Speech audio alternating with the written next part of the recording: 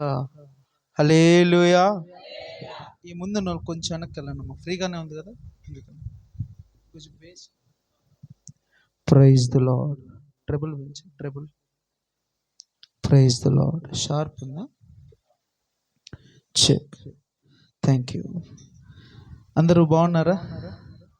సంతోషంగా ఉన్నారా? కానీ సంతోషంగా ఉన్నట్టు ఉన్నారు అంతే. సంతోషంగా ఉన్నట్టు ఉన్నారు అంతే. సంతోషంగా. హల్లెలూయా!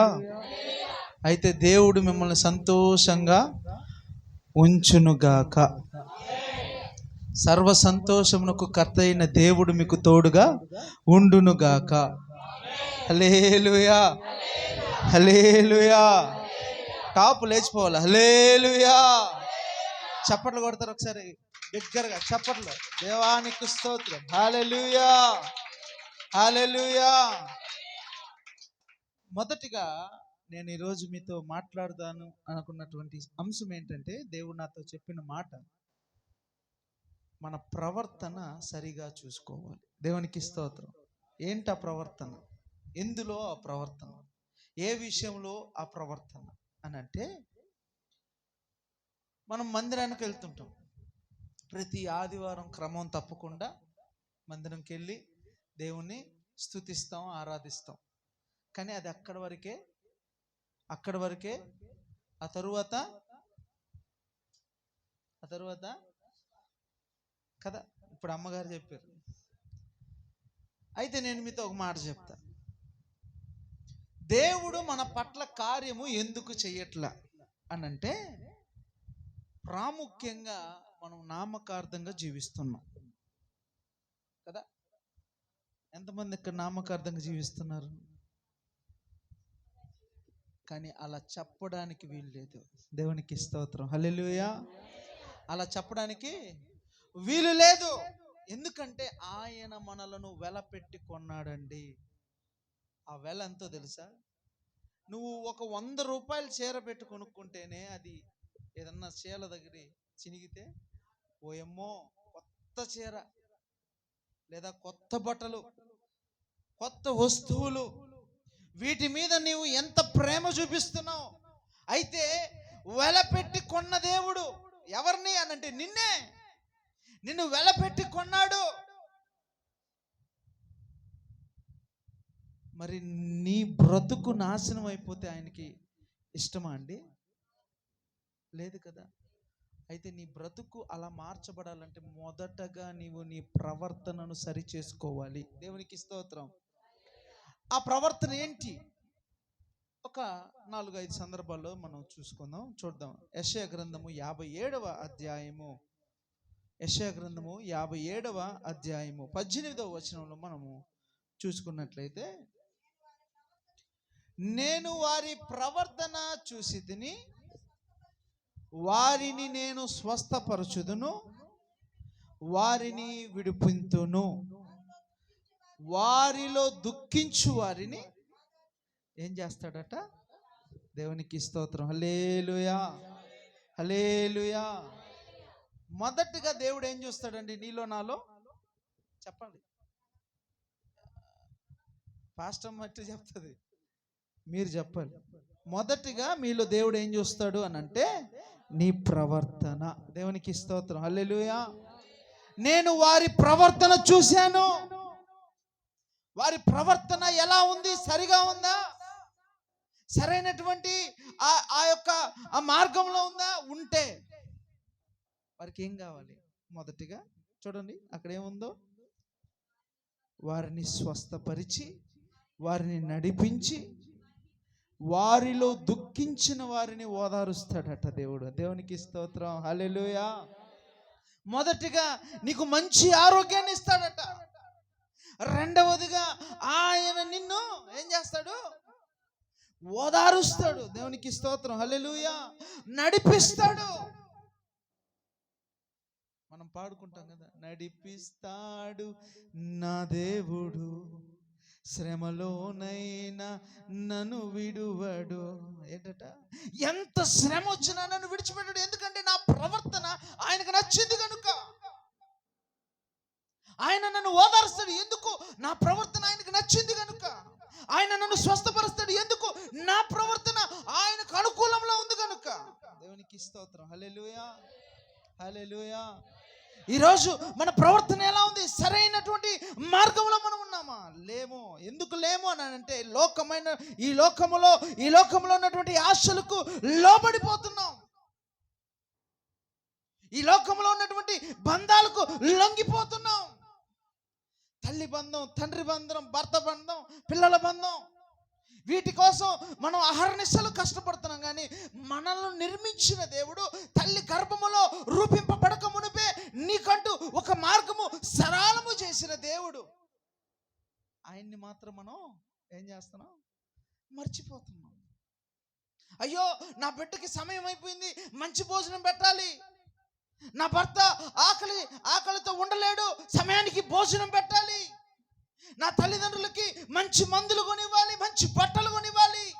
ఇలాంటి ప్రయాసతో నువ్వు బ్రతుకుతున్నావే కానీ నా కొరకు ఒక ఆయన సిలువ వేయబడ్డాడు, నా కొరకు ఒక ఆయన రక్తము చిందించాడు, నా కొరకు ఆయన దెబ్బలు తిన్నాడు, నా కొరకు ఉమ్మి ఊపించుకున్నాడు. మరి ఆయన కొరకు నేను ఎలా జీవించాలి? నేను ఆయన కొరకు ఎలాంటి ప్రవర్తన కలిగి ఉండాలి? దేవునికి స్తోత్రం. హల్లెలూయా. నీవు నేను కూడా వీటిని జ్ఞాపకం చేసుకోవాలి. ప్రతి నెల మొదట ఆదివారం మనం బల్ల తీసుకుంటాం కదా. ఆ బల్ల తీసుకునేటప్పుడు ఏం చేస్తాం? ఇది నా శరీరము, ఇది నేను కార్చిన రక్తము, నిబంధన రక్తము. ఇది తీసుకుని తినువాడు త్రాగువాడు ఎన్నటికీ మరలా పాపము జోలికి వెళ్ళకూడదు. దేవునికి స్తోత్రం. హల్లెలూయా. అయినా అది తీసుకున్న మరి కొద్దిసేపట్లో మనం పాపం చేస్తాం. తెలుసా దాని విలువ? అయ్యో, క్రీస్తు రక్తం అంటే ద్రాక్ష రసం తాగేసాం, తీయగున్నాయి కదా. శరీరం అంటే రొట్టె ముక్క తిన్నాం, రుచిగా ఉంది. నీవెప్పుడైతే అది శరీరము దేవునిది, రక్తము యేసయ్యది అని అనుకుని దాన్ని భుజిస్తావో నీవెన్నటికీ పాపం చెయ్యవు. దేవునికి స్తోత్రం. హల్లెలూయా, హల్లెలూయా. ఈరోజు చాలా మంది ఫోన్లు వచ్చిన తర్వాత చాలా చెడిపోయారండి. ఎంత చెడిపోయారంటే, వాడు ఎక్కడో ఉంటాడు, ఈమె ఇక్కడ చేరి, అయ్యా ఎలా ఉన్నావో, తిన్నావా, మంచి భోజనం తిన్నావా? నీ సంఘంలో సేవకురాలు ఉంది, ఆమె సరిగ్గా తినిందో లేదో అని ఈరోజు అడుగుంటావా?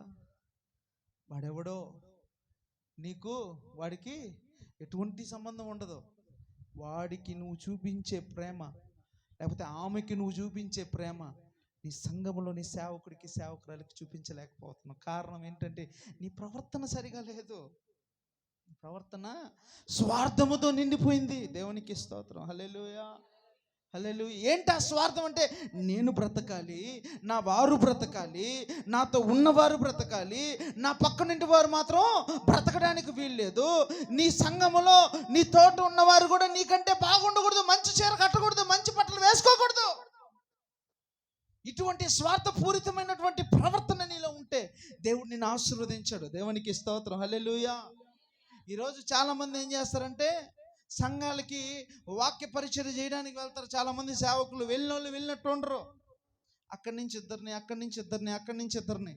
ఎటు వెళ్ళిపోతుంది సంఘం? ఒక సంఘానికి ఇంకొక సంఘ కాపరి వాక్యం చెప్పడానికి వచ్చాడంటే ఆ సంఘాన్ని బలపరచడానికి రావాలి, అంతేగాని సంఘములో ఉన్నటువంటి వారిని గద్దలలాగా ఎత్తుకోపోవడానికి కాదు. ఈరోజు నేను మీకు అందరికి ఒక విషయాన్ని చెప్పడానికి వచ్చాను. సేవకులందరూ మిమ్మల్ని ఆదరించి వెళ్ళే వాళ్ళే, కానీ సంఘములో ఉన్నటువంటి సంఘ కాపరి నీ కొరకు అహర్నిశలు కన్నీరు కార్చి, ఇదిగో దేవా వారిని నీ పాదాలకి నీ హస్తాలకు అప్పచెబుతున్నానయ్యా అంటూ అంగలార్పు కార్చేటువంటి సంఘ కాపరులు మనకున్నారండి. దేవునికి స్తోత్రం. హల్లెలూయా, హల్లెలూయా. ఈ విషయాన్ని పక్కన పెట్టి ప్రవర్తనను సరి చేసుకోకుండా స్వార్థం కొరకు మీరు బ్రతకొద్దు. దేవునికి స్తోత్రం. నేను చెప్తా ఉన్నా, జీవితములో మన జీవితంలో ఏ రోజు ఏం జరుగుతుందో ఏం సంభవిస్తుందో మనకు తెలియదు. ఈ రోజున్న వాళ్ళు రేపు ఉండట్లా. అయితే నువ్వేం చేయాలి? కొంతమంది ఏం చేస్తారంటే, ఇక్కడ మాత్రం యేసయ్యా కనికర పూర్ణుడా అంటారు. ఎక్కడికి వచ్చి అందరూ నన్ను విడచిన నీవు నన్ను ఏంట నీవు నన్ను బయటకు పోయి ఇకంతా సినిమా పాటలే, ఇకంతా సినిమా డైలాగులే, తగ్గేదే లేదంటే ఇప్పుడు దేవునికి స్తోత్రం. ఎలాంటి బ్రతుకులండి? పాడు బ్రతుకులు. దేవునికి స్తోత్రం. హల్లెలూయా. ఎందుకు నువ్వు మందిరానికి వస్తున్నావు? First question. ఆదివారం అయితే సంఘంలో బైబిల్ పెట్టుకొని రావడం కాదు, అది ప్రాముఖ్యం కాదు.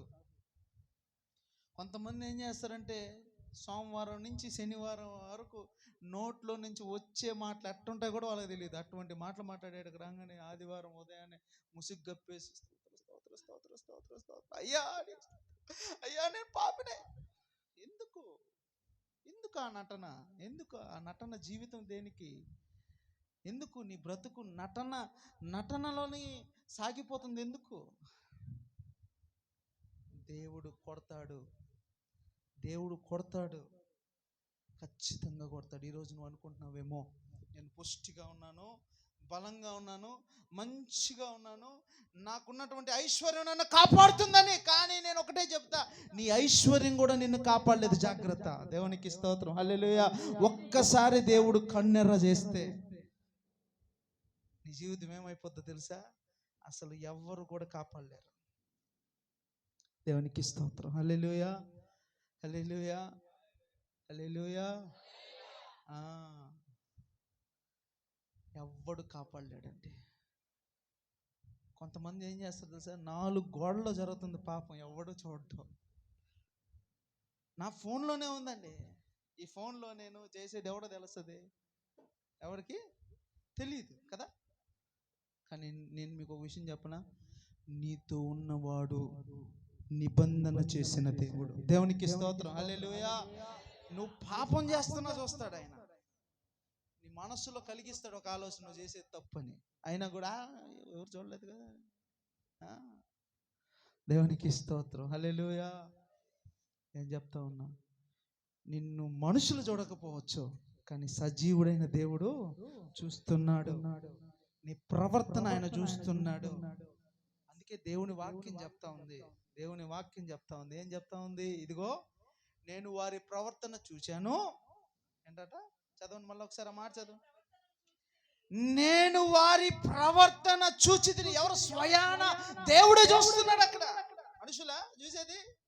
స్వయాన దేవుడే. నేను వారి ప్రవర్తన చూచితిని, వారిని నేను స్వస్థపరుస్తా. ఎప్పుడు? వాడికి ఆరోగ్యము బాగలేకపోతే, వాడు క్షీణించిపోతే, వాడు పడక మీద ఉంటే, మంచం మీద లేనటువంటి స్థితిలో ఉంటే, వాడి ప్రవర్తనను చూసి నేను వాడిని స్వస్థపరుస్తా. వాడు నడవలేని స్థితిలో ఉంటే వాడిని నడిపిస్తా. ఇదిగో ఆ ప్రవర్తన సరిగా ఉందనుకో, వాడి హృదయములో దుఃఖం ఉంటే నేనే వెళ్ళి ఓదారుస్తా. దేవునికి స్తోత్రం. హల్లెలూయా. చాలా మంది చెప్పన సఖ్యము కానటువంటి దుఃఖముతో బాధపడుతుంటారు. అయ్యా ఎవరు లేరు, నాకెవరు సహాయము చెయ్యట్లేదు. మీకు ఒక విషయం చెప్పనా? నీవు నీ హృదయములో మూలిగే ప్రతి మూలుగుకు దేవుడు విడుదలనిస్తాడు. ఎప్పుడు అనంటే నీవు ఆయన్ని ఆశ్రయించినప్పుడు. దేవునికి స్తోత్రం. హల్లెలూయా.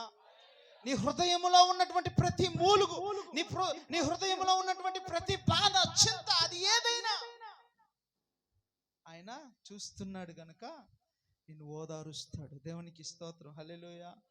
కొంతమంది నెమ్మదిగా లేదనుకో ఏం చేస్తారండి? మంచి దేవుని పాటలు పెట్టుకొని, ఇంతకుముందు కర్మోజీ గారి పాట కన్నీరేలమ్మ పాట నలిగిపోతే తర్వాత ఇంకో పాట వచ్చింది. రాజా నీ సన్నిధిలో నేనుంటానయ్యా. ఊరు పట్టినా ఆయన సన్నిధిలో ఉంటానని పాటలు పాడేవాళ్ళే, కానీ సన్నిధికి మాత్రం రారు. దేవునికి స్తోత్రం. హల్లెలూయా. నువ్వు పాట పాడితే ఈ పెదాలతోనే పాడుతున్నావు, కానీ హృదయపూర్వకంగా నువ్వు పాడితే మందిరములో నీవు ఒక దేవదూత వలె ఆరాధిస్తావట దేవుని. హల్లెలూయా, హల్లెలూయా. అందుకే నేను మీకు ఒక విషయం చెప్పనా, నీవు ఏ మార్గంలో వెళ్తున్నావో, ఏ స్థితిలో ఉన్నావో, ఏ పరిస్థితిలో తప్పులు చేస్తున్నావో అది మనుషులు చూడలేకపోవచ్చేమో కానీ నిన్ను నమ్మిన దేవుడు, నిన్ను సృష్టించిన దేవుడు, నీ కొరకై ప్రాణం పెట్టిన దేవుడు నిన్ను చూస్తున్నాడు. దేవునికి స్తోత్రం, హల్లెలూయా. ఆయన నిన్ను మరువడు, ఆయన ఎన్నటికీ మరువడు. దేవునికి స్తోత్రం, హల్లెలూయా. దేవుడు అంటాడు పలు సందర్భాల్లో, ఇదిగో ఇక్కడ, పర్వతములు తొలగిపోయిన, మెట్టలు తత్తరిల్లిన నా కృప నిన్ను, చెప్పండి, నీ కృప, నీ కృప నన్ను విడిచిపోదు. చెప్పాలి, నీ కృప నన్ను విడిచిపోదు. వాగ్దానము చేసిన దేవుడు నువ్వు, నమ్మదగిన దేవుడు నువ్వు. దేవునికి స్తోత్రం, హల్లెలూయా. ఏ శ్రమ వచ్చినా, ఏ ఇబ్బంది వచ్చినా, ఎటువంటి బాధ నీకు కలిగినా, ఆర్థికంగా నువ్వు నలిగిపోయినా, నువ్వు ఒకటే మాట చెప్పాలి, ఇదిగో పర్వతములు తొలగిన, మెట్టలు తత్తరిన నీ కృప నన్ను విడిచిపోదన్నావే. ఇదిగో నాకున్నటువంటి సమస్య బండరాయి కంటే పెద్దది, వీటిని నువ్వు విడిపించగలగాలి. దేవునికి స్తోత్రం, హల్లెలూయా. విడిపిస్తానన్న దేవుడు నువ్వు విడిపించగలవు. నా విశ్వాసము నీ ఎదుటే ఉన్నది. దేవునికి స్తోత్రం, హల్లెలూయా. వీటిని విడిచిపెట్టి నువ్వేం చేస్తున్నావు? నీ ప్రవర్తన సరిగా ఉంచుకోక, మారుకి ముమ్మారు నువ్వు అబద్ధాలాడుతూ, నోటి నిండా వ్యర్థమైన మాటలు మాట్లాడుతూ, కొంతమంది ఏం చేస్తారంటే ఇంత ఇంత ఇంత ఇట్లా చేసి ఇట్లా వేస్తారు, గబ్బు. అట్టే పోతావా దేవుడి దగ్గరికి? రేపు యేసయ్య దగ్గరికి అలాగే వెళ్తావా? దేవునికి స్తోత్రం, హల్లెలూయా. నేను చెప్తా ఉన్నా, జాగ్రత్త. ఆయన రాకడ సమీపంలో మనం ఉన్నాం. మీకు విషయం తెలుసా? మొదట ఎత్తబడే గుంపు అక్కడ లక్షల మంది ఆరాధిస్తారే, వాళ్ళు అనుకుంటున్నారా? కాదు.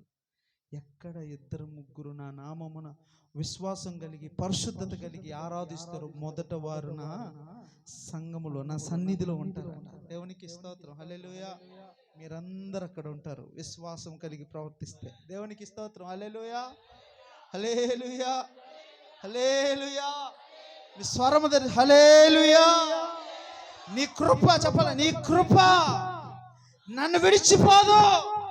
హల్లెలూయా, హల్లెలూయా. అయితే నువ్వు ఒక వాగ్దానం చేయాలి ఇప్పుడు. యేసయ్యా, నేను ఇక మీదట నా ప్రవర్తన సరి చేసుకుంటా. చెప్పండి, పక్కన వాళ్ళు చెప్పండి, ఇప్పుడు చెప్పండి, నిద్రపోయే వాళ్ళని తట్టి చెప్పండి, హల్లెలూయా. నేను నా ప్రవర్తనను సరి చేసుకుంటాను. నన్ను స్వస్థపరచు, చెప్పండి, నన్ను స్వస్థపరచు, నన్ను నడిపించు. నాలో ఉన్న దుఃఖానికి ఓదార్పు నీవై రాదేవా. హల్లెలూయా, హల్లెలూయా. పాటలు పాడడం కాదు, రావా యేసయ్యా, నువ్వు రావా యేసయ్యా. ఎక్కడికి వస్తాడయ్యా ఆయన? ఎక్కడికి వస్తాడు? వినాయక చవితి అయితే డీజేలట. చెప్తున్నానండి, మనము లోకంలో ఉన్నాం. మీకు విషయం చెప్పనా? దేవుడు మాట్లాడతాడు, నేను ఈ లోకాన్ని ప్రేమించాను అని అంటాడు. ఎందుకు ప్రేమించాడు లోకాన్ని అని అంటే, లోకం ఒక పాపం, పాపుల కొరకు వచ్చిన వాడను నేను. దేవునికి స్తోత్రం, హల్లెలూయా. పాపుల కొరకు నలగగొట్టబడిన వాడను నేను. దేవునికి స్తోత్రం, హల్లెలూయా. నీ కొరకే కదా, అంటే నువ్వు పాపవే కదా, ఇంకా పాపం చేస్తున్నావు కదా. అయితే ఒక తీర్మానం తీసుకో, నేను పాపాన్ని విడిచిపెడతా. దేవునికి స్తోత్రం, హల్లెలూయా. మరొక సందర్భాన్ని చూద్దాం. సామెతల గ్రంథం 3వ అధ్యాయం 6వ వచనం. త్వరగా, నీ ప్రవర్తన అంతటి యందు ఎక్కడ ఒప్పుకోవాలట? ఇప్పుడు ఆయన అధికారము దగ్గర నువ్వు ఒప్పుకోవాలి. దేవునికి స్తోత్రం, హల్లెలూయా, హల్లెలూయా, హల్లెలూయా. నీ ప్రవర్తన అంతటి యందు ఎవరికి అధికారం కలదు? దేవునికి అధికారం ఉంది. నువ్వు ఆయన దగ్గర ఒప్పుకోలు కలిగి ఉండాలి. అయ్యా, నేను వెళ్తున్నటువంటి మార్గం అది మంచో చెడో, నీవు నన్ను నడిపించు అని అడగాలి. దేవునికి స్తోత్రం. హల్లెలూయా. నడిపించేవాడవు నీవే. ఎందుకు అనంటే నా తల్లి గర్భములో నేను రూపింపబడక మునిపే నన్ను ఎరిగిన దేవుడు నువ్వు. దేవునికి స్తోత్రం. హల్లెలూయా. పాప మరి అబార్షన్ అయిందని అమ్మగారు ఇందాక సాక్ష్యం చెప్పారు. మీకు ఒక విషయం చెప్తానండి, మీరు బాధపడినా నాకు ఏమీ ఇబ్బంది లేదు. మేలైనది దేవుడు ఇస్తాడు అంతే. దేవునికి స్తోత్రం. హల్లెలూయా. మన మన గర్భఫలము ఫలించకపోతే అది కీడు. ఆ కీడును దేవుడు తీసేసాడు అంతే.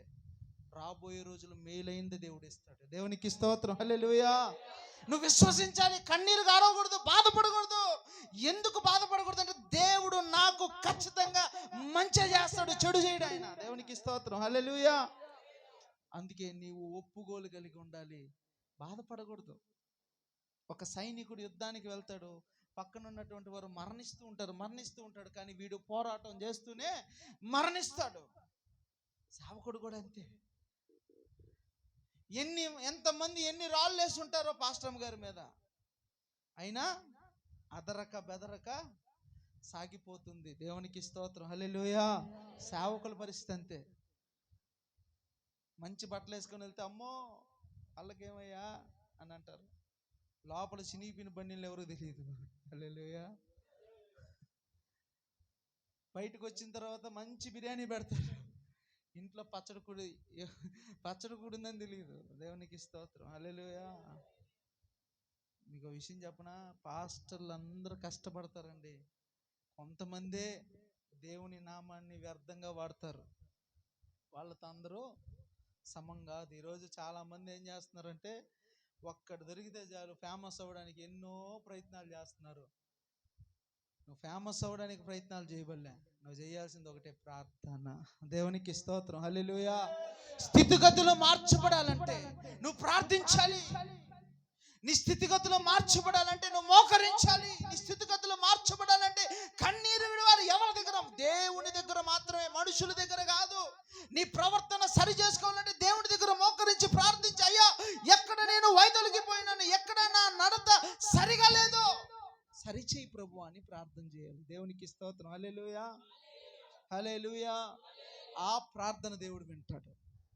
ఇందాక పాస్టర్ అన్నట్టుగానే ఏమన్నది, మాకు అందరికీ కార్యాలు చేస్తాడు, మా చేయట్లేదు దేవుడు. ఎందుకు చేయడు? చేస్తాడు. అందుకే రోమిలకు రాసిన పత్రికలో ఒక మాట ఉంటుంది, తినక్కర్లేదు కానీ శ్రమ, ఓర్పును, నిరీక్షణను మీరు కలిగి ఉండాలి. శ్రమ వస్తుంది, ఓర్పు కలిగి, నిరీక్షణ కలిగి నువ్వు ముందుకు సాగిపోతే. పౌలు అంటాడు కదా, ఇదిగో ఎంత శ్రమ వచ్చినా, ఎన్ని ఇబ్బందులు వచ్చినా, ఇదిగో నేను చచ్చినా బ్రతికినా నీ కొరకే. దేవునికి స్తోత్రం. హల్లెలూయా. ఆ విశ్వాసం మీలో ఉండాలండి. ఆదివారం అయితే కాళ్ళు నొప్పులు వస్తున్నాయి సార్, ఎక్కువసేపు వాకింగ్ చెప్పబాకండి, తొందరగా ముగించి ఇంటికే పోండి కాదు. నీ శరీరాన్ని ఎంత నలగొట్టుతావు, ఎంతసేపు నువ్వు వాక్యం వింటావు, ఎంతసేపు ప్రార్థనలు గడుపుతావు, ఎంతసేపు ఆరాధనలు గడుపుతావు, అంత ఆణిముత్యంలాగా నువ్వు తయారవుతావు. దేవునికి స్తోత్రం. హల్లెలూయా. హల్లెలూయా. రేపు నువ్వు పరలోకంలోకి వెళ్ళిపోయావు అనుకో, పరలోకంలోకి వెళ్ళిన తర్వాత దేవుడు ఏమనాలో తెలుసా? బలా నమ్మకమైన నా దాసుడా అనాలి. దేవునికి స్తోత్రం. నువ్వు పరలోకానికి నువ్వు అసలు ఎంటర్ కాలేదంటే నీ ప్రవర్తన భూలోకంలో సరి లేదు. దేవునికి స్తోత్రం. హల్లెలూయా. మూడో విషయాన్ని చూద్దాం.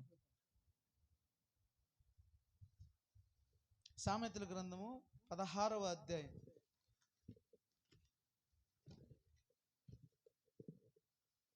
7వ వచనం. ఒకని ప్రవర్తన యెహోవాకు అది ఇష్టమైనప్పుడు ఆయన వారి శత్రువులతో సహా. దేవునికి స్తోత్రం. హల్లెలూయా. మరొక్కసారి చదవమ్మా మాట, అందరు చదవండి ఆ మాట, అందరు చదవండి. ఒకని ప్రవర్తన యెహోవాకు ప్రీతికరముగా ఉన్నప్పుడు ఆయన వారి శత్రువులను మిత్రులుగా చేయనట. దేవునికి స్తోత్రం. హల్లెలూయా. నీ ప్రవర్తన ఆయనకు నచ్చినప్పుడు నీకు శత్రువే ఉండడు. దేవునికి స్తోత్రం. హల్లెలూయా. పాటలు పాడడం కాదు. యుద్ధము యెహోవాదే. ఎప్పుడు అని అంటే నీ ప్రవర్తన సరిగా ఉన్నప్పుడు ఆయన నీకు యుద్ధం చేసి శత్రువు లేకుండా చేస్తాడు దేవుడు. హల్లెలూయా. ఇలాగే బైబిల్లో షడ్రక్ మేషక్ అబేద్నెగోలు ఉన్నారండి. వాళ్ళు ఏం చేశారు? ఆ ప్రతిమను మొక్కమంటే దయచేసి మేము నొక్కం. ఎందుకంటే మమ్మల్ని సృష్టించిన వాడు సజీవుడు గనుక. దేవునికి స్తోత్రం. హల్లెలూయా. వారు అగ్నిగుండంలోకి సైతము ఏమయ్యారండి? వెళ్ళడానికి, దూకడానికి సిద్ధపడ్డారు. రూతమ్మ మొగుడు చచ్చిపోయాడని అత్తను వదిలేసిందా? వదల్లా. ఒకటే మాట అనేది, నీ దేవుడే నా దేవుడు, నీ ప్రజలే నా ప్రజలు. ఆమె ప్రవర్తనలో స్ట్రైట్ ఫార్వర్డ్, యథార్థత. దేవుడు చూసి మరలా ఆమెకి మంచి జీవితాన్ని ఇచ్చాడు. దేవునికి స్తోత్రం. హల్లెలూయా. దానియేలుని సింహపు బోన్లో వేశాడు. భయపడ్డా? భయపడలా. ఎందుకంటే దేవుడు ఉన్నాడు అక్కడ. దేవునికి స్తోత్రం. హల్లెలూయా.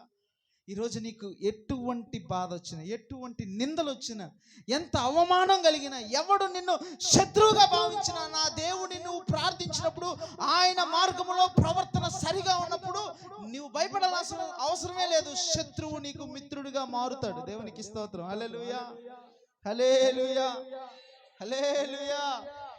ఇప్పుడు చెప్పండి, నాకు శత్రువే లేడు. చెప్పండి, శత్రువే లేడు. దేవునికి స్తోత్రం. హల్లెలూయా. నా శత్రువు నాకు మిత్రుడు. చెప్పాలి, ఆ మాట చెప్పరా? అయితే ఈరోజు చర్చ అయిపోగానే మీకు ఎవరైతే పడలేదో వాళ్ళతో పోయి మాట్లాడతారా? హల్లెలూయా. దేవునికి స్తోత్రం. హల్లెలూయా. మందిరానికి ఎవరు రావట్లేదో, ఎవరైతే నిన్ను శత్రువుగా భావిస్తున్నాడో, నువ్వు వెళ్ళి మాట్లాడనక్కర్లా, నువ్వు ప్రార్థన చేయి. దేవుడు వారిని నడిపించి నిన్ను మిత్రుడిగా మారుస్తాడు. హల్లెలూయా. హల్లెలూయా. ఇలాగే నాకు ఎన్నో నా సేవా జీవితంలో కూడా ఎన్నో నిందలు, ఎన్నో అవమానాలు, ఎన్నో ఇబ్బందులు. కానీ నేను ఒకటే దేవుడిని అడిగాయా, నీ చిత్తం అయితేనే నన్ను సేవకునిగా వాడుకో, లేకపోతే యథావిధిగా పాత స్థితిలోకి వచ్చేస్తాను. నేను పాత జీవితం నాది, ఇక్కడ మీరు కూర్చున్నారు, మీ అందరికంటే ఘోరమైన జీవితం. ఎన్నో పాపాలు చేశా, ఎన్నో తప్పులు చేశా. ఇక్కడ ఎంతమంది ఉన్నారో తెలియదు కానీ పేకాట ఆడితే రైజింగ్ హ్యాండ్, డబ్బు. నిజంగా అలాంటి నన్ను దేవుడు పట్టుకున్నాడు. దేవునికి స్తోత్రం. హల్లెలూయా. ఈరోజు ఇక్కడ నిలబడి వాక్యం చెప్పే యోగ్యత నాకు లేదు.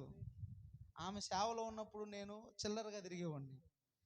కానీ ఈరోజు ప్రత్యేకపరిచి నా దేవుడు ఇక్కడ నిలబెట్టాడంటే కారణం ఒకటే ఏంటి అనంటే, దేవుని దృష్టిలో నేను ఉన్నా. దేవునికి స్తోత్రం. హల్లెలూయా. మరి నీవున్నావా? ఉంటే నీ జీవితం మార్చబడుతుంది. దేవునికి స్తోత్రం. హల్లెలూయా. నీకు శత్రువు అనేవాడే లేడు. మీ పాస్టర్కి 99% శత్రువులు ఉండరు. ఎందుకంటే ఆమెను ఎవరు ఏమన్నా, ఎంత ఇబ్బంది పెట్టినా నవ్వుతూ వందనాలు చెప్తారు. దేవునికి స్తోత్రం. హల్లెలూయా. ఎందుకంటే ఈ మధ్యలో కొన్ని సంఘటనలు కూడా నేను చూశాను. అయినా కూడా ప్రేమిస్తుంది. ఆ ప్రేమే ఈరోజు ఈ మందిరానికి ఆశీర్వాదంగా మార్చబడింది. దేవునికి స్తోత్రం. హల్లెలూయా. హల్లెలూయా. ఈరోజు మీరందరూ ధన్యులే. ఎందుకంటే కన్నీరు విడిచి ప్రార్థన చేసే సేవకురాలు మీకుంది. ఏమొచ్చినా, ఎంత బాధ కలిగినా మీ కొరకు ప్రార్థిస్తుంది. దేవునికి స్తోత్రం. హల్లెలూయా. ఎందుకంటే ఈరోజు దేవుడు ప్రేరేపించిన విధముగా ఇక్కడికి రావటము, ఈ మాటలు నేను మీతో పంచుకోవడము, నాకు ఇది దేవుడిచ్చిన ధన్యత అని అనుకుంటున్నా. దేవునికి స్తోత్రం. హల్లెలూయా. మీకు కూడా ధన్యత ఉందంటారా? ఉందా? ఉన్నోళ్ళు చప్పట్లు కొట్టండి అయితే ఒకసారి గట్టిగా. ఇప్పుడు చెప్పండి, నా ప్రవర్తన మార్చుకుంటా. చెప్పండి, సంఘానికి సమయానికి వస్తా, సంఘములో మంచి ఆరాధన దేవునితో కలిసి సంబంధం కలిగి చేస్తా. చెప్పలేరు కదా? హల్లెలూయా. ఒప్పుకోలు కలిగిన ప్రార్థన నీకు ఉండాలి. దేవునికి స్తోత్రం. హల్లెలూయా. శత్రు అనేవాడే నీ ముందు ఉండడు. దేవునికి స్తోత్రం. హల్లెలూయా. దేవుడు అంటాడు, మోషే నిన్ను ఇజ్రాయేల్ ప్రజల్ని కాపాడడానికి నియమించాను బాబు, నువ్వు వెళ్ళి చెయ్యి అంటే, అయ్యా వారు నా మాటలు నమ్మరయ్యా, నమ్మరు నన్ను. అరే బాబు, నీ చేత్తో ఒక అద్భుత కార్యం చేయపోరా. హల్లెలూయా. ఏం చేశాడు? మోషేని నియమించాడు. 400 సంవత్సరాలు వారు శ్రమలో నలిగిపోతే, శత్రువులతో కృంగిపోతే, దేవుడు ఏం చేశాడు? మోషేని నిలబెట్టి అక్కడ ఆ ఇజ్రాయేల్ ప్రజల్ని కాపాడేటట్లుగా దేవుడు చేశాడు. దేవునికి స్తోత్రం. హల్లెలూయా. ఈరోజు ప్రతి క్రైస్తవుడి జీవితం అలా ముడిపడి ఉంది. నువ్వు విడిపించబడాలంటే, నీ జీవితం మార్చబడాలంటే, నీ కుటుంబంలో ఉన్నటువంటి శోధన పోవాలి అంటే, నీవు ఎక్కడికైతే ఆరాధనకి వెళ్తున్నావో, ఎక్కడైతే దేవుని మందిరంలో మోకరిస్తున్నావో, ఎక్కడైతే కన్నీరు విడుస్తున్నావో అక్కడ నీకు విడుదల కలుగుతుంది. ఎప్పుడు అనంటే నీ ప్రవర్తనలో దేవుని సన్మార్గము ఉంటేనే. దేవునికి స్తోత్రం. హల్లెలూయా. లేకపోతే దేవుని మార్గంలో నువ్వు ఎంటరే అవ్వలేవు. దేవునికి స్తోత్రం. హల్లెలూయా. మరి 4వ విషయాన్ని మనం చూద్దాం. యెషయా గ్రంథము 57వ అధ్యాయము 19వ వచనం చదువు. వారిలో కృతజ్ఞతా బుద్ధి పుట్టించుచు దూరస్తులకును సమీపస్తులకును సమాధానం అని చెప్పి నేనే వారిని స్వస్థపరిచెదనని యెహోవా సెలవిచ్చుచున్నాడు. దేవునికి స్తోత్రం. హల్లెలూయా. ఇప్పుడు స్వయంగా ఎవరు వస్తున్నారట? నేనే వారికి సమీపంగా ఉండి వారిని సమాధానమని చెప్పి వారిని నేను స్వస్థపరుస్తాను. దేవునికి స్తోత్రం. హల్లెలూయా. మునుపు వారు దూరస్తులే, మునుపు వారు దూరంగా ఉన్నారు, మునుపు వారి ప్రవర్తన సరిగా లేక, మునుపు వారు నాతో అంటుకట్టి జీవించలేక మరి దూరంగా ఉన్నారు. అయితే ఇప్పుడు వారు దగ్గర అయ్యారు. దేవునికి స్తోత్రం. హల్లెలూయా. దగ్గరైన వారికి నేనే స్వయంగా వెళ్ళి ఏం చేస్తాడంట? స్వస్థపరుస్తాడు. దేవునికి స్తోత్రం. హల్లెలూయా. హల్లెలూయా. అప్పుడు నువ్వు పాట పాడబడలే, రావా యేసయ్యా, రావా యేసయ్య. నువ్వు మోకరిస్తే చాలు, ఆయనే వస్తాడు, ఆయనే నిన్ను స్వస్థపరుస్తాడు. దేవునికి స్తోత్రం. హల్లెలూయా. హల్లెలూయా. ఈరోజు ఎక్కడ పట్టినా మనోళ్ళు అద్భుతాలు జరుగుతున్నాయంటే నేరుగా వెళ్ళిపోతున్నారు. అద్భుతం జరుగుతుందంటే చాలు, ఈ యాపిల్కాయ తింటే అట్టిపండు తింటే, ఇలా తాగితే అంటే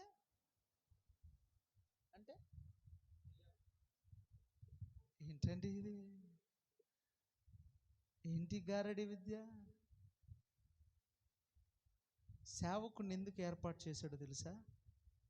సేవకుడు దేవుడు కాదు, గుర్తుపెట్టుకోండి. మీకు అందరికి చెప్తా ఉన్నా, సేవకుడు దేవుడు కాదు, దేవుడు ఒక్కడే, యేసయ్య మాత్రమే. సేవకుడు దేవుడు కాదు. సేవకుడు నీ సమస్యను దేవుని దగ్గరికి తీసుకుపోయే ఒక పోస్ట్ మ్యాన్ అంతే. నీకున్న సమస్యను పోరాటం చేసి, దేవుని దగ్గర పోరాటం చేసి నీకు విడుదల తెప్పించేవాడు అంతే. ఈ యుగానికి నేను స్వస్థపరిచేవాడను, ఈ యుగానికి పిల్లలు లేని వాళ్ళకి పిల్లనిచ్చేవాడను కాదు. అందుకు కాదు నన్ను దేవుడు ఏర్పాటు చేసింది. ఇదిగో నీ మార్గము సరిగా లేదు, నీ ప్రవర్తన సరిగా లేదు, నువ్వు ఆశీర్వాదానికి కర్తగా లేవు. అయితే వాటన్నిటికీ యోగ్యుడు కావాలని దేవుడు నన్ను నిలబెట్టాడు నీ ఎదుట అంతే. దేవునికి స్తోత్రం. హల్లెలూయా. కానీ మనం ఇది వదిలిపెట్టి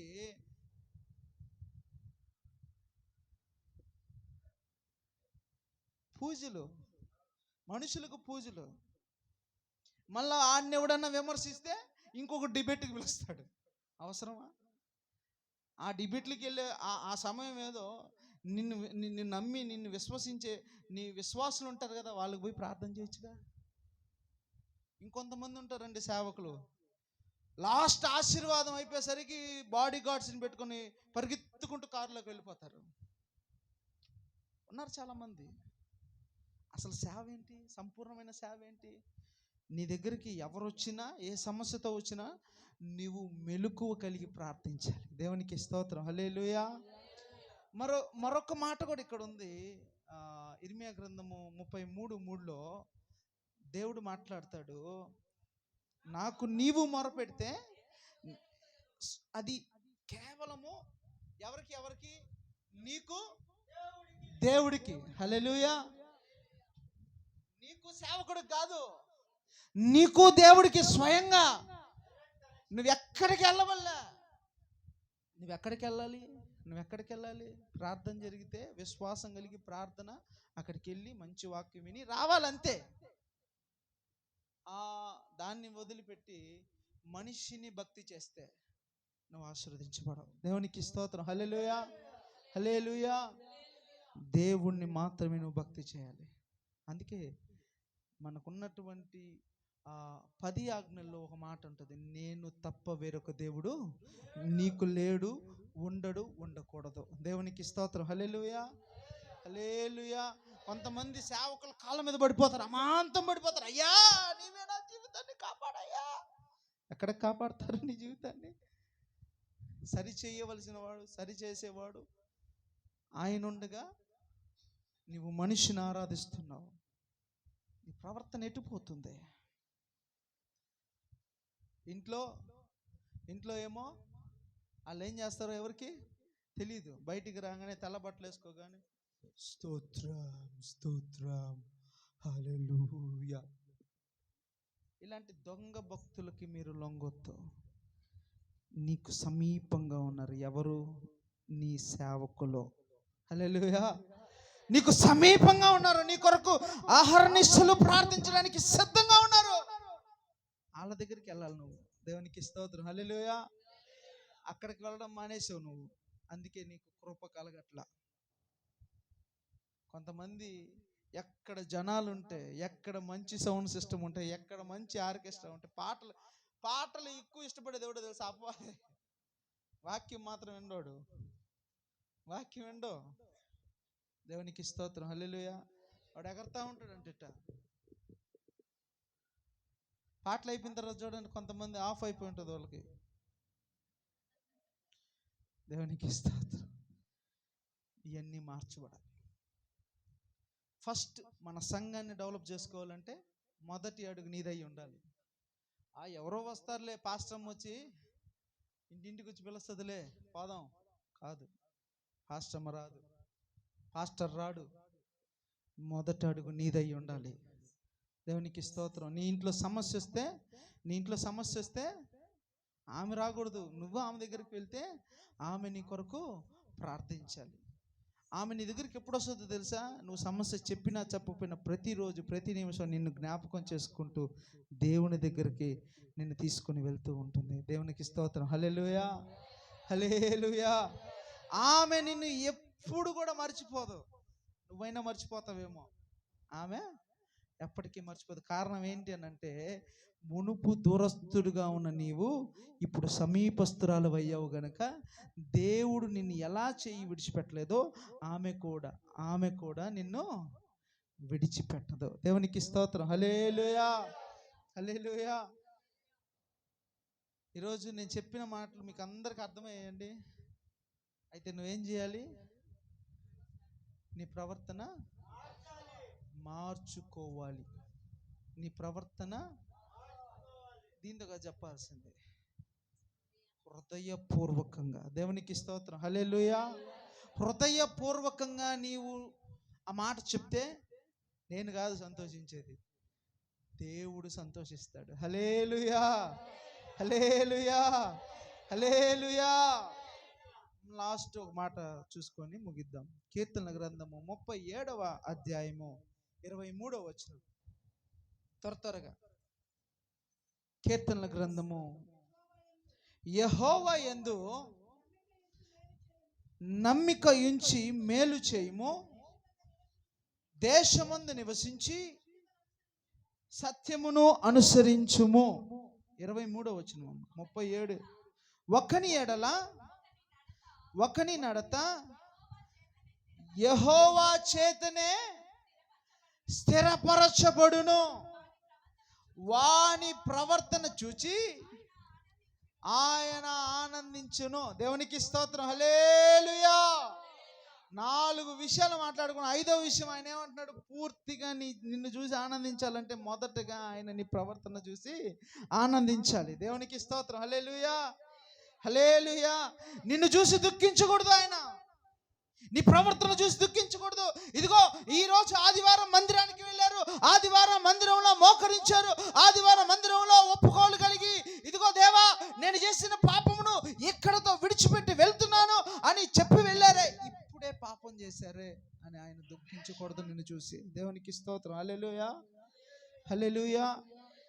మనము ఆయన్ని దుఃఖపెట్టేవారుగా ఉండకూడదు, ఆయన్ని సంతోష పెట్టేవారుగా ఉండాలి. దేవునికి స్తోత్రం. హల్లెలూయా. అసలు ఇంతకీ మనం ఎవరమే అని అంటే 2 కొరింథీయులకు రాసిన పత్రిక 3వ అధ్యాయం 18వ వచనంలో ఒక మాట ఉంటుంది, చదవండి. అసలు ఎందుకు ఇన్ని విషయాలు దేవుడు మనకి వెల్లడిపరుస్తున్నాడు అంటే చదవండి అన్నమాట. మనమందరము ఎవరట?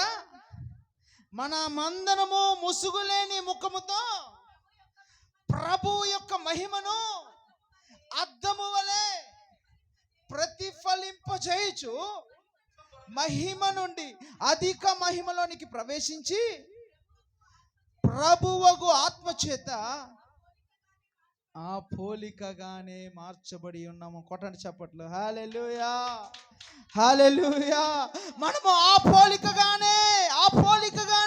పోలికగానే తీర్చబడి ఉన్నాం.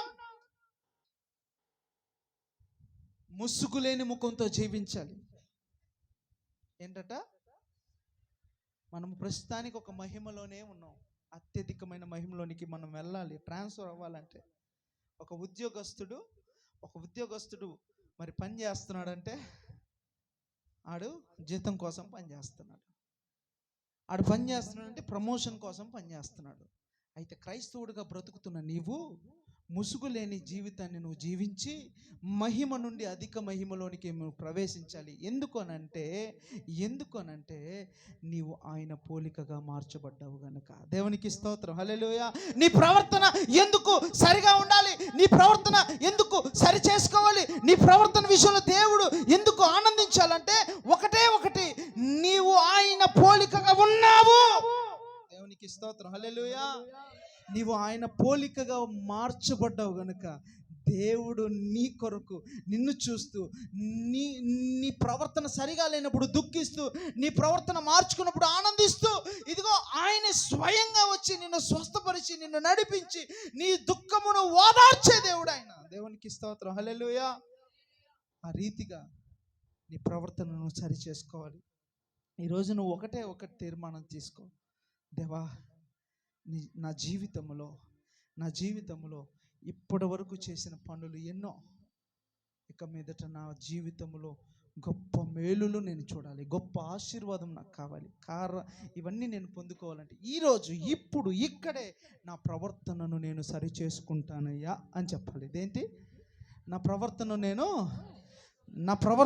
నేను సరి చేసుకుంటాను. దేవునికి స్తోత్రం. హల్లెలూయా. ఉన్న పాటను అందరూ మోకరించండి. నిలువు మోకాళ్ళు. హల్లెలూయా. సర్వాధికారివి, సర్వాజ్ఞుడవు, సంపూర్ణ సత్య స్వరూపివి నీవు. సర్వాధికారివి, సర్వాజ్ఞుడవు, సంపూర్ణ సత్య స్వరూపివి నీవు. దివిలోనున్న ఆనందమును ధరణిలో నేను అనుభవింప, మహిమాత్మతో నన్ను నింపితివా, మహిమాత్మతో నన్ను నింపితివా. సర్వాధికారివి, సర్వజ్ఞుడవు, సంపూర్ణ సత్య స్వరూపివి నీవు. దివిలోనున్న ఆనందమును ధరణిలో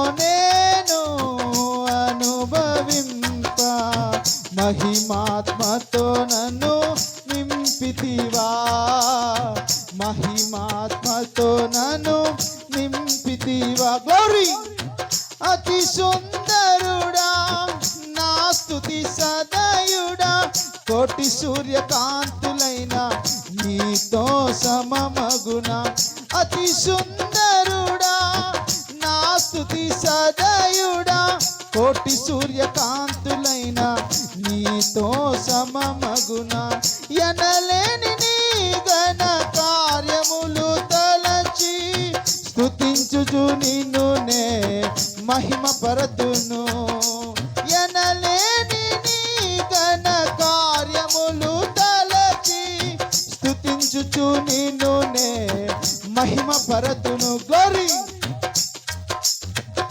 సర్వాధికారివి సర్వజ్ఞుడవు, సంపూర్ణ సత్య స్వరూపివి నీవు.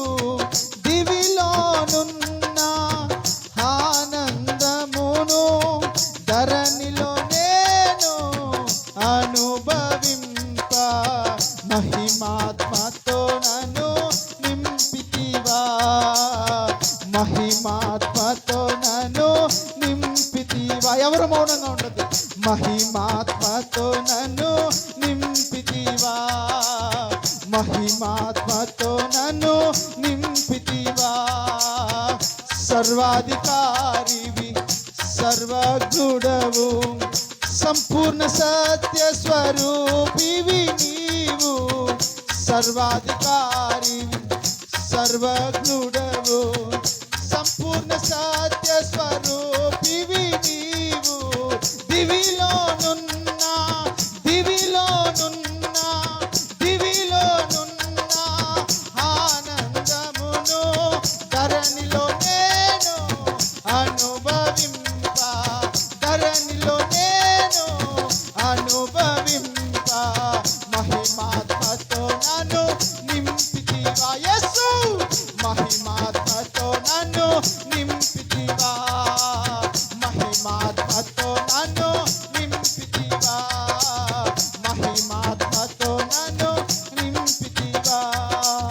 దివిలోనున్న ఆనందమును ధరణిలో నేను అనుభవింప, మహిమాత్మతో నన్ను నింపితివా, మహిమాత్మతో నన్ను నింపితివా. యేసయ్యా మహిమాత్మ.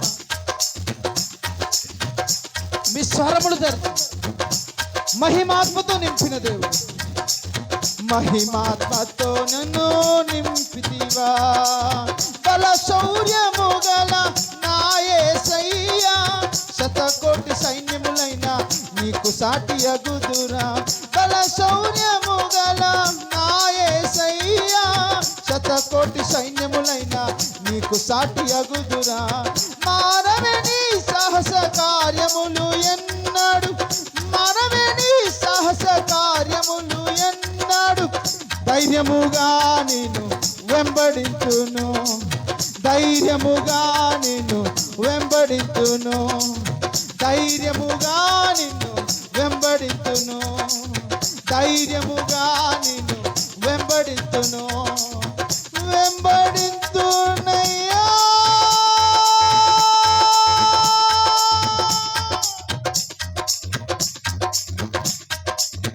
ధైర్యముగా నిన్ను వెంబడించును, ధైర్యముగా నిన్ను వెంబడించును. మహిమాత్మతో నన్ను నింపితివా, మహిమాత్మతో నన్ను నింపితివా యేసు, మహిమాత్మతో నన్ను నింపితివా, మహిమాత్మతో నన్ను నింపితివా, మహిమాత్మతో నన్ను నింపితివా యేసయ్యా. ఆత్మతో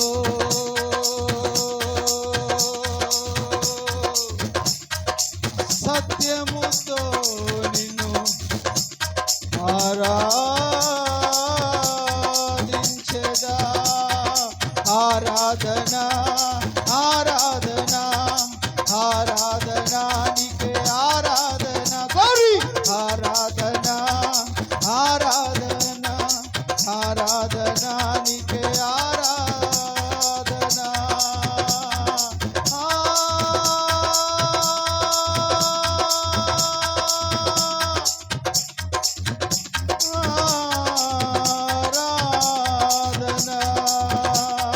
తండ్రి దేవానికే ఆరాధన, తండ్రి దేవానికే ఆరాధన, తండ్రి దేవానికే ఆరాధన, తండ్రి దేవానికే ఆరాధన.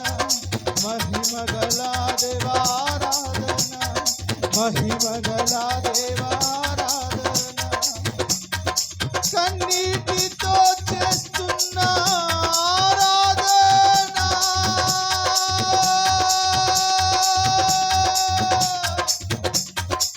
ఆరాధన,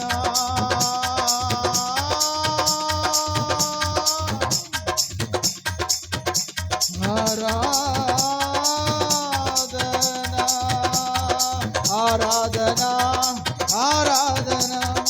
ఆరాధన, ఆరాధన, ఆరాధన, ఆరాధన.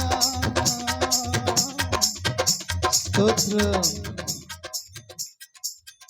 ఆరాధన, స్తోత్రం. హల్లెలూయా. సజీవుడా నీకు స్తోత్రమైనా. ఇప్పటి వరకు నీ వాక్యములో విన్నటువంటి ప్రతి మాట నిజమే. సరైన ప్రవర్తన నాలో లేదు, పాపములోనే జీవిస్తున్నా, పాపములోనే బ్రతుకుతున్నా. నా మరణము సమీపిస్తున్నది, నీ రాకడ సమీపిస్తున్నది. నీ రాకడ పర్యంతము వరకు, నా మరణము వరకు నమ్మకముగా జీవించడానికి నీ శక్తిని దయచేయమని ఈ వాక్యము విన్న ప్రతి ఒక్కరు సజీవులుగా సజీవులుగా నీ పాత్రలుగా వారిని వాడుకోమని, వారి ప్రవర్తనను సరిచేయి. సజీవుడు ఉన్నతుడు ఉన్నవాడు మహిమోన్నతుడైన నా దేవుని యేసు క్రీస్తు పరిశుద్ధ నామములో అడుగుతున్నాను తండ్రి. ఆమేన్, ఆమేన్, ఆమేన్. Thank you. Praise the lord.